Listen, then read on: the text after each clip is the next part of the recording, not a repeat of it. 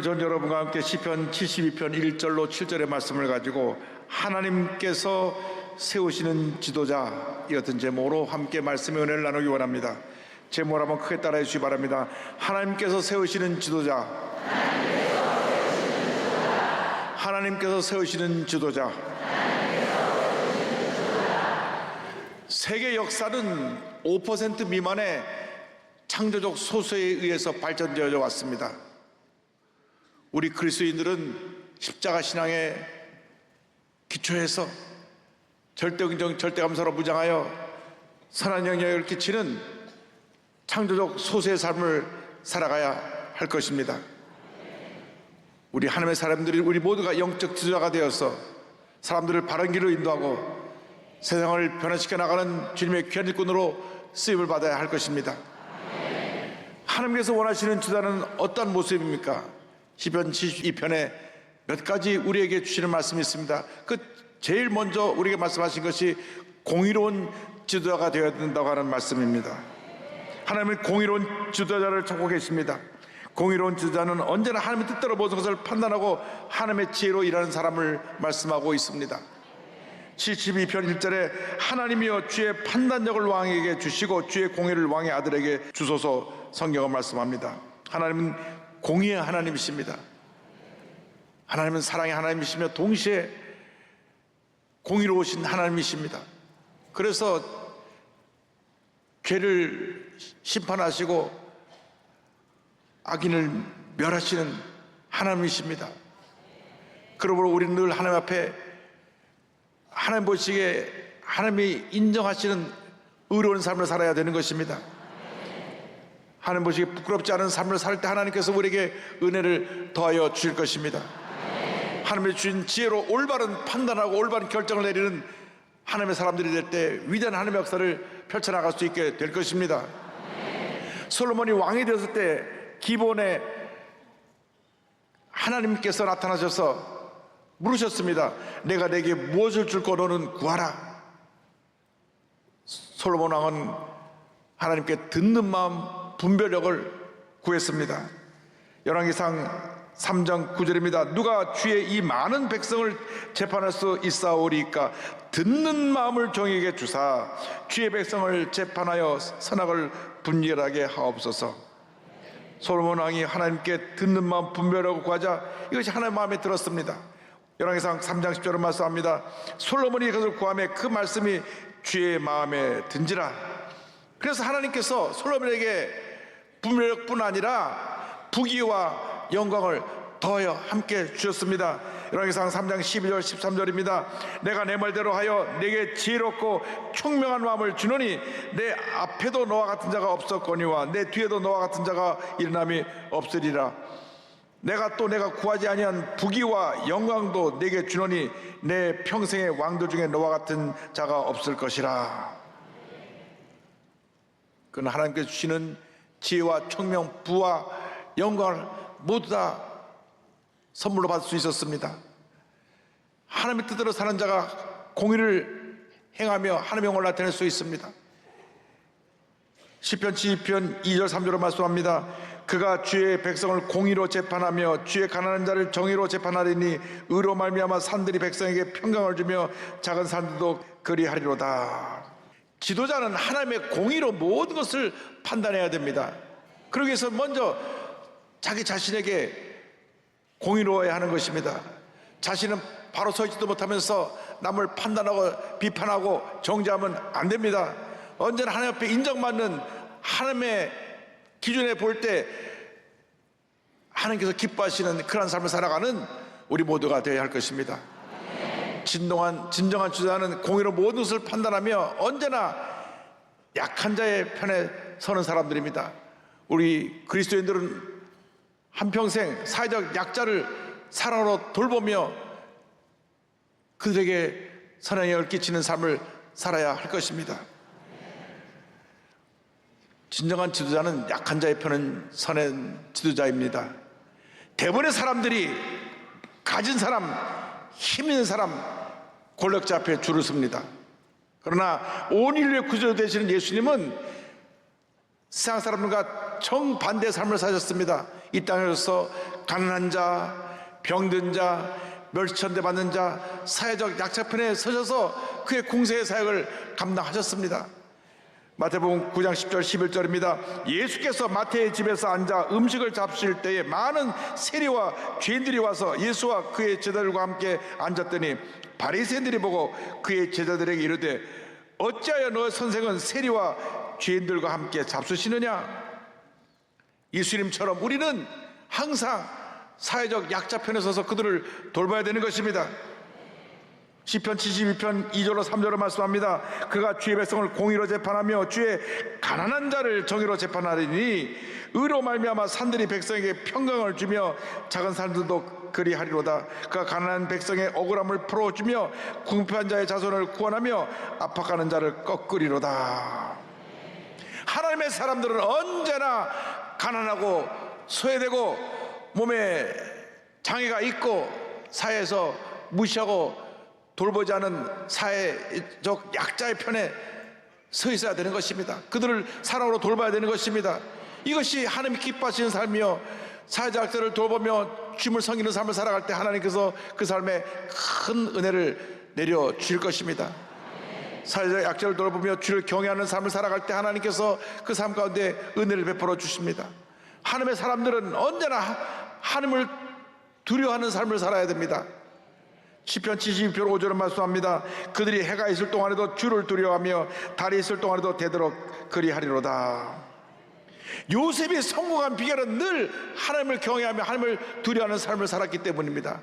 그가 노예로 팔려가서도 하나님을 두려워하며 하나님 앞에서 인정받는 삶을 살았고, 억울하게 누명을 쓰고 감옥에 가서도 하나님 앞에 인정받는 삶을 살았기 때문에 하나님께서 그에게 형통이라고 하는 복을 선물로 주신 것입니다.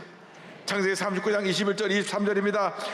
여호와 야훼께서 요셉과 함께 하시고 그에게 인자를 더하사 간수장의 은혜를 받게 하시매 간수장은 그의 손에 맡긴 것을 무엇인지 살펴보지 아니하였으니 이는 여호와 야훼께서 요셉과 함께 하심이라. 야훼께서 그를 범사에 형통하게 하셨더라. 하나님께 인정을 받으면 우리는 범사에 형통한 삶을 살게 되는 것입니다. 하나님 앞에 바로 서 있고 사람 앞에 바로 서 있을 때 우리는 하나님이 기뻐하시는 삶을 살아가며 선한 영역을 끼치는 영적인 지도자의 삶을 살게 되는 것입니다. 사도 바울도 하나님을 경외하는 삶에 대해서 이렇게 말씀했습니다. 갈라디아서 1장 10절입니다. 이제 내가 사람들에게 좋게 하랴 하나님께 좋게 하랴 사람들에게 기쁨을 구하랴 내가 지금까지 사람들의 기쁨을 구하였다면 그리스도의 종이 아니니라. 사도 바울은 언제나 하나님 앞에 바로 서서 하나님을 기쁘시게 하는 삶을 살았지 사람의 비를 맞춰서 잘못된 길로 가지 않았습니다. 우리가 언제나 하나님을 기쁘시게 하고 하나님께 인정받는 삶을 살아야 될 것입니다. 그리고 영적인 지도자는 사람들이 그 필요한 것을 채워주고 그들을 돌보는 삶을 사는 사람들을 말합니다. 예수님의 공생의 3대 사역은 말씀을 가르치시고 천국복음을 전파하시고 모든 병자를 고치시는 삶이었습니다. 마태복음 4장 23절을 말씀합니다. 예수께서 온 갈릴리에 두루다니사 그들의 회당에서 가르치시며 천국복음을 전파하시며 백성 중에 모든 병과 모든 약한 것을 고치시니. 예수님께 나온 모든 병자가 다 고침을 받았습니다. 마음의 병, 육신의 병이 다 고침을 받았던 것입니다. 주님 말씀하십니다. 수고하고 무거운 짐자들아 다 내게로 오라 내가 너희를 쉬게 하리라. 우리 삶에 참된 평안을 주실 분은 우리 예수님 한 분밖에 없습니다. 예수님은 사람들의 필요를 아시고 그들의 필요를 채워주셨습니다. 진정한 지도자는 사람들을 섬기는 지도자요 사람들이 필요한 것이 무엇인지 알고 그들의 필요를 채워주는 지도자인 것입니다.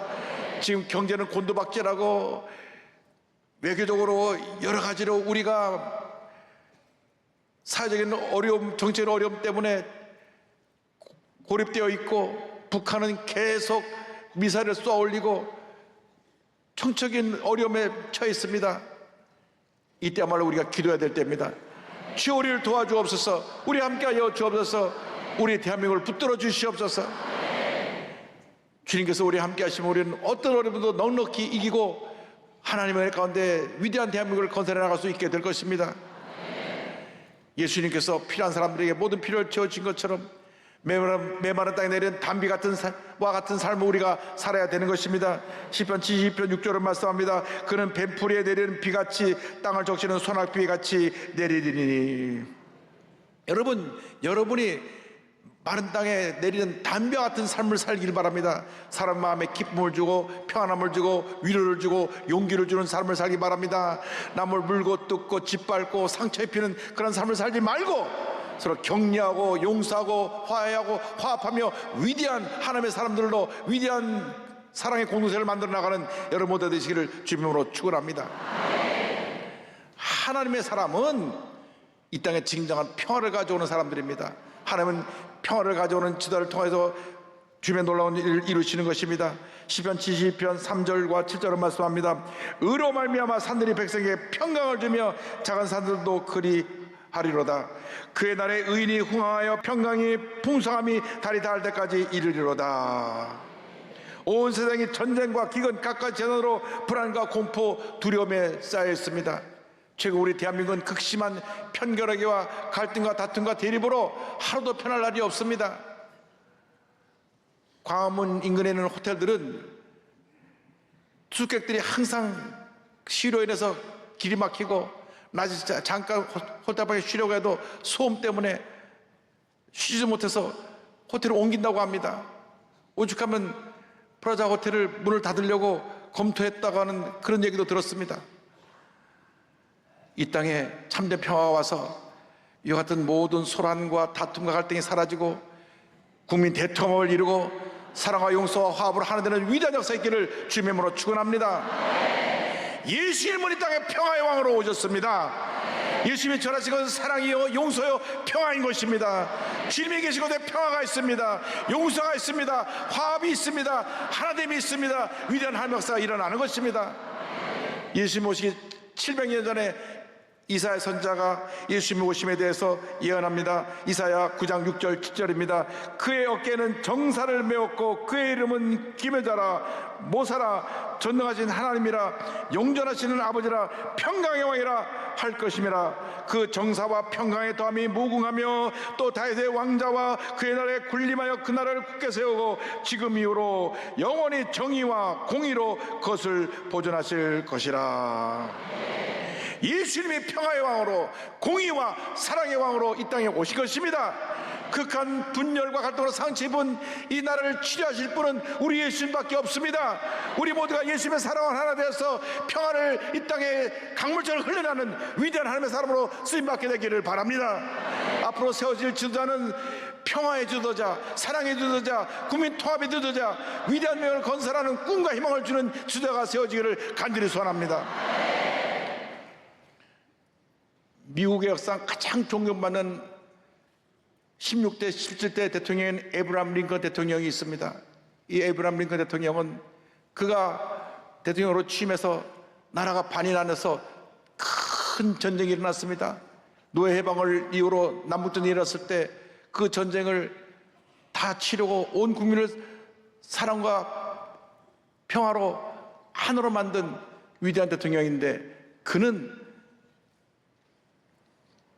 1809년 2월 10일 미국 켄터키주의 라루 카운티에 있는 아주 외딴 시골 농촌에서 태어납니다. 얼마나 시골인지 학교가 없었습니다.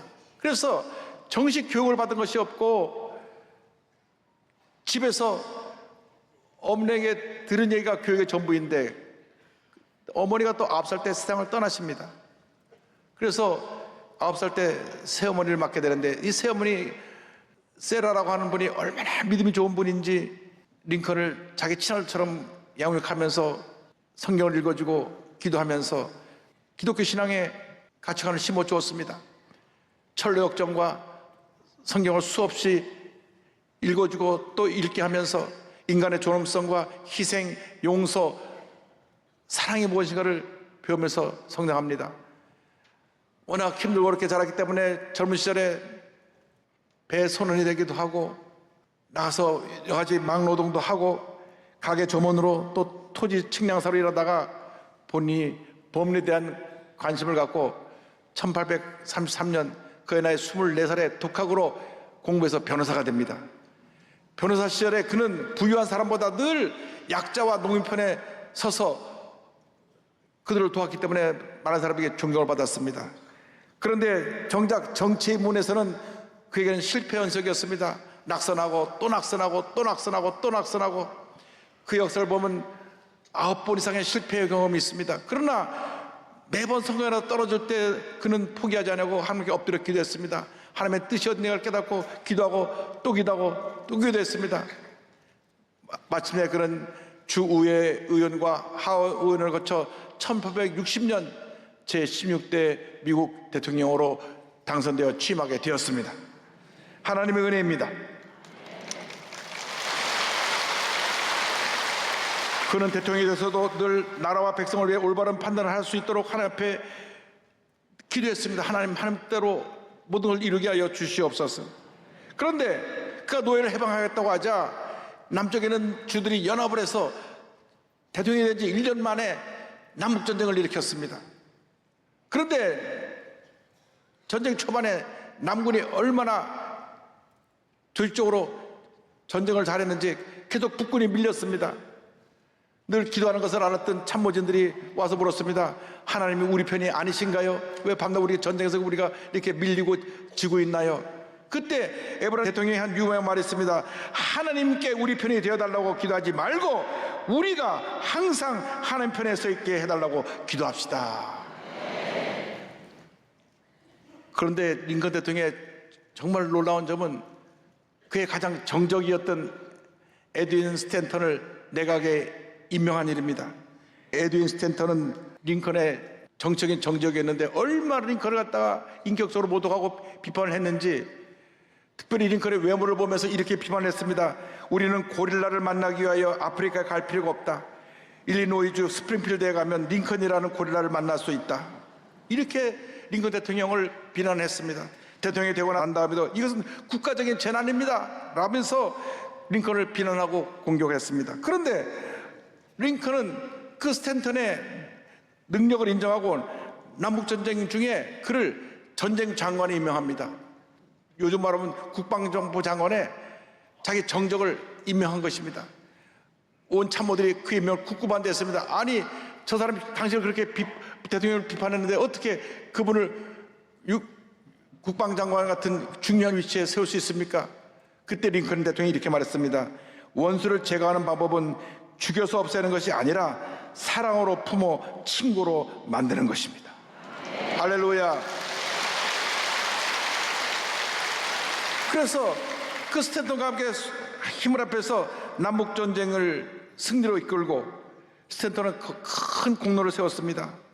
그러고 나서 대통령으로 재선되고 난 다음 그가 암살당해 죽게 되는데, 그의 죽음에 가장 크게 슬퍼하며 이 자리에 인류 역사상 가장 위대한 인물이 누워있다고 진심으로 링컨 대통령의 죽음을 애도했습니다. 대통령이 암살되고 나서 국가가 혼란해질 것을 염려해서 강요들을 안정시키고 신속히 암살범과 공범자들을 잡아서 군사재판에 세워서 나라를 안정시킨 공을 세웠습니다. 링컨은 가난이라고 하는 그 고난 속에서 겸손을 배웠고 실패 속에서 인내를 배웠으며 하나님 앞에 기도하는 법을 배웠습니다. 그에게 많은 아름다운 일화가 있는데, 대통령 재임 시절에 하루는 본인이 자기 구두를 닦고 있었습니다. 비서진들이 깜짝 놀라서, 그렇지 않아도 시골 출신이라고 사람들이 비난하는 사람들이 있는데 구두 닦는 것을 보면서 이걸 보면 얼마나 또 비난할 것인가 안절부절하니까, 그때 링컨이 비서진에게 말했습니다.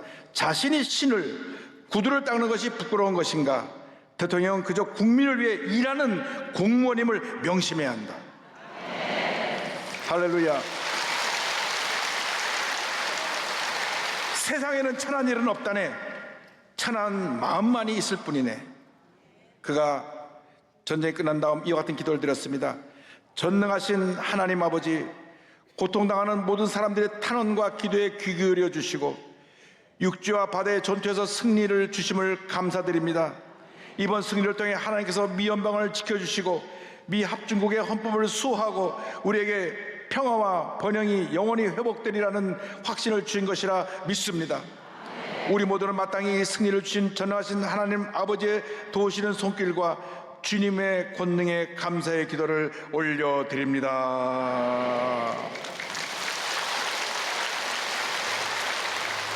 하나님 마음에 합한 이 한 기도를 통해서 미국에 전쟁이 맞추고 참된 평화가 오고 미국을 위대한 세계에서 가장 으뜸가는 나라로 세웠는데 큰 공을 세웠습니다. 여러분, 한 사람이 이렇게 귀하게 쓰임받을 때 위대한 역사가 일어나는 것입니다. 여러분, 한 사람 한 사람이 위대한 영적 지도자가 되어서 이 세상을 변화시키고 선한 영향을 끼치며 하나님의 영광을 온전히 드러내는 주님의 일꾼들이 되기 바랍니다. 무엇보다도 불안과 염려, 근심, 갈등과 다툼이 이 많은 이 세상에 주님의 참된 평화를 널리 펼쳐나가는 여러분 모두가 되기를 주님의 이름으로 축원합니다. 주여, 이 땅에 평화를 주옵소서. 사모하는 마음으로 함께 찬양하겠습니다. 내 영혼의 그 깊은 데서 맑은 가락이 울려나네.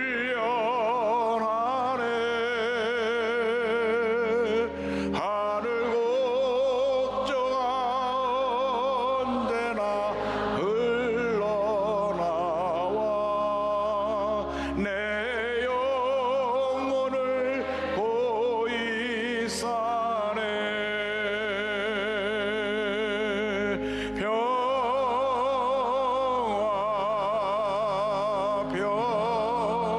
평화로다. 하늘 위에서 내려오네. 그 사랑의 물결이 영원토록 내 영혼을 덮으소서. 이 땅의 험한 길 가는 동안 이 땅 위에 험한 길 가는 동안 참된 평화가 어디 있나. 우리 모두 다 예수를 친구 삼아 참 평화를 누리겠네.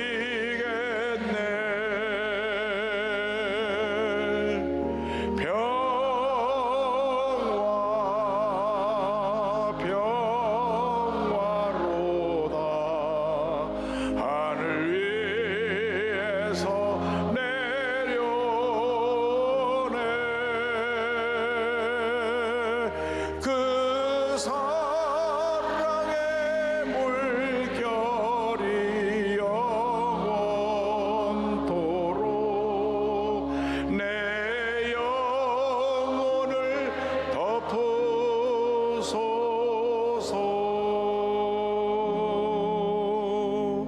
기도하겠습니다. 사랑과 은혜와 자비가 무한하신 하나님 아버지, 불안과 염려와 근심으로 가득한 이 세상에 우리를 영적인 지도자로 세워주셔서 참된 평화가 온 세상에 펼쳐질 수 있도록 주님 은혜를 더하여 주옵소서. 예수님의 이름으로 기도 올리옵나이다.